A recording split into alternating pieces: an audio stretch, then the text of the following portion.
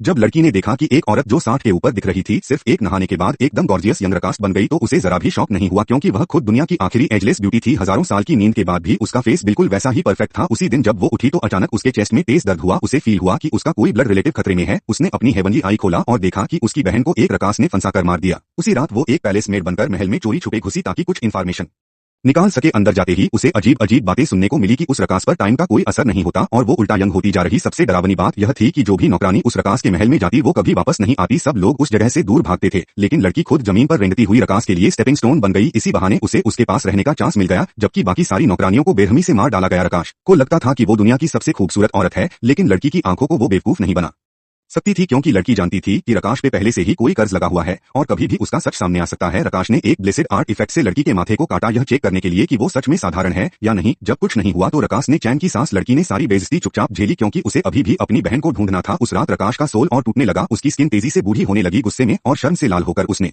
सबको बाहर भगा दिया। लड़की वहीं रुककर सब कुछ देखना चाहती थी लेकिन एक और नौकरानी ने उसे पीछे खींच लिया और वार्न किया कि यहाँ वो सिर्फ एक डॉग है और उसे चुपचाप रहना पड़ेगा। लड़की को समझ आ गया था कि उसे पहले उस नौकरानी से निपटना पड़ेगा तो उसने ड्रामा करते हुए सजेस्ट किया कि क्यों न सम्राट को बुलाकर प्रकाश की बीमार हालत दिखा दी जाए। नौकरानी इस आइडिया से लालच में आ गई कि शायद उसे सम्राट की नजरों में अच्छा बनने का मौका मिल जाए। लड़की को डांट कर वो जल्दी से जाकर रिपोर्ट कराई लेकिन जब सम्राट आया उसने देखा कि रकाश बिल्कुल ठीक ठाक थी। उसे लगा रकाश बस अटेंशन सी कर रही है।